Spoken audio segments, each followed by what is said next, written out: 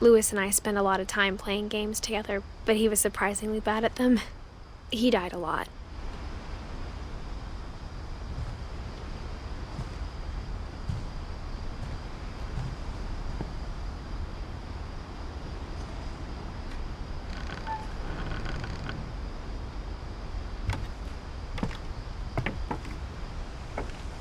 On the way back from Lewis's funeral, my mom told me to start packing. She waited until the day before we left to tell Edie.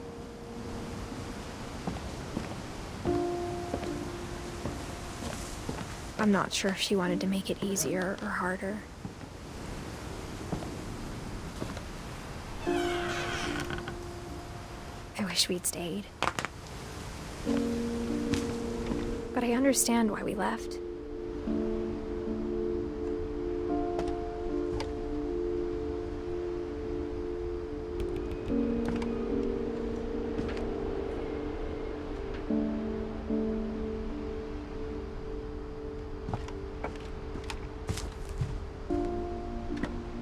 My mom ended up leaving everything behind.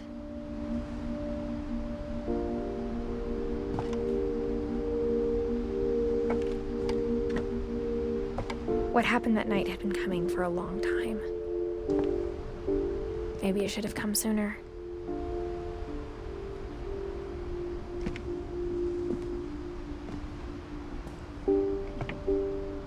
But it had to end one way or another. All that's left now is to tell you about that last night.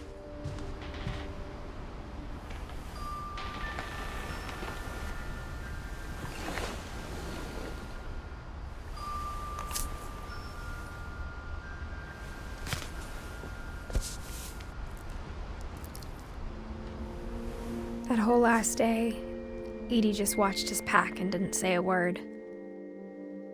Until supper, when she raised her glass and said, "To our final night together, and all our final nights apart." Grandma, you know what I said about alcohol.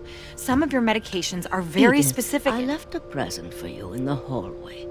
Why don't you go open it? The grown-ups have to argue now. I'm sorry, you're right. We're all leaving tomorrow. Let's just enjoy our last... I'm not leaving. Edith, you're excused.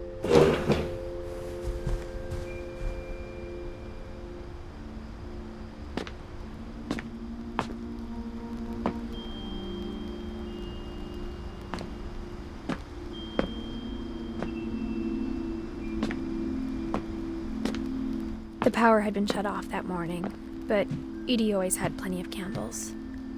When my mom sealed the library, I don't think she knew about the other entrance. Or that Edie had a key to it.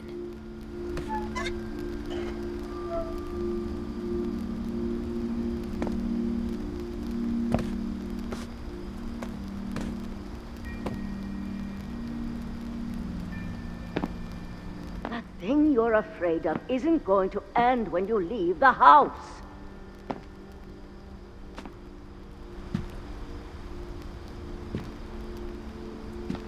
Edith has a right to know these stories. My children are dead because of your stories!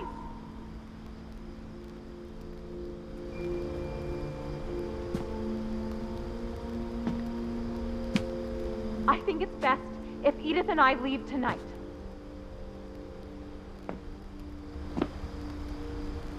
We'll have the nursing home send a van for you in the morning, okay?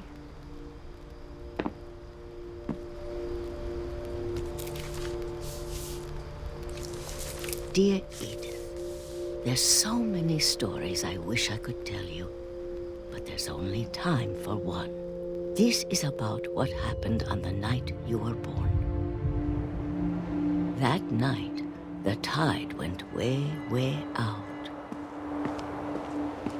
It was the first and last time I ever saw the old house aground. There'd been an earthquake out in the middle of the ocean. They called it the lowest tide in 1,000 years. God, it smelled awful. You know, I've seen that house every day of my life.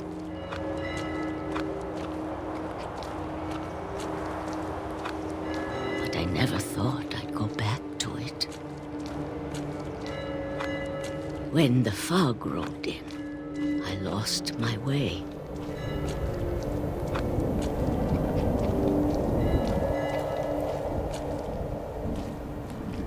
I got turned around.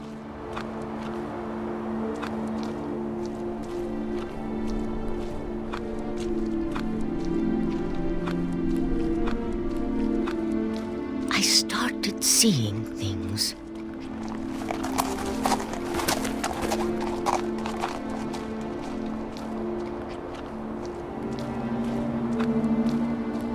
Things I'd forgotten had ever existed.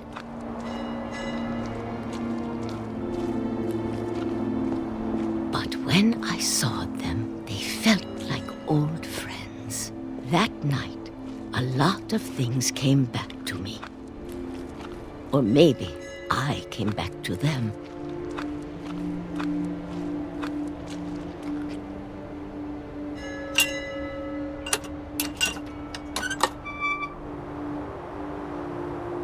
Things I can't explain, but that I need you to try and... Edith, what are you doing in here?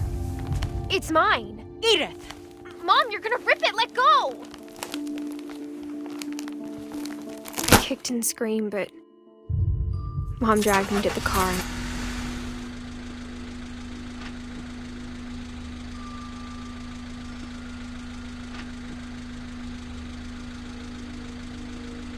I never saw Great-Grandma Edie again. The next morning, the van came to pick her up, but she was already gone. After that, we moved around a lot.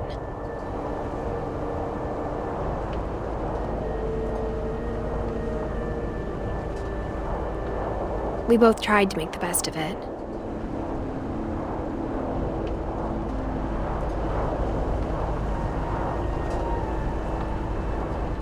A few years went by.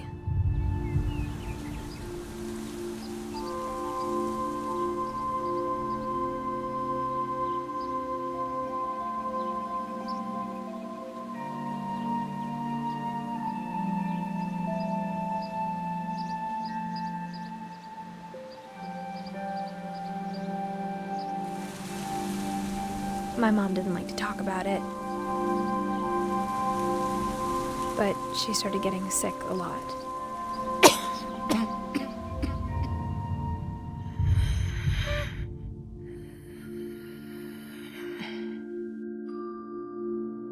She got better for a while,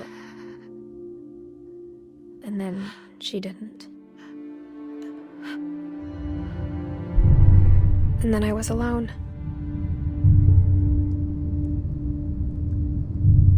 The last Finch left alive.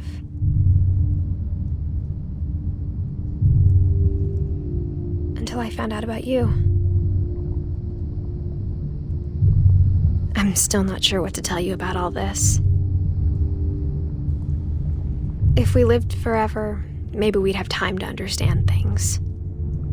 But as it is, I think the best we can do is try to open our eyes. And appreciate how strange and brief all of this is. This journal was supposed to be for you. But now I hope you'll never see it. I just want to meet you and tell you all these stories myself. But I guess if you're reading this now, things didn't work out that way.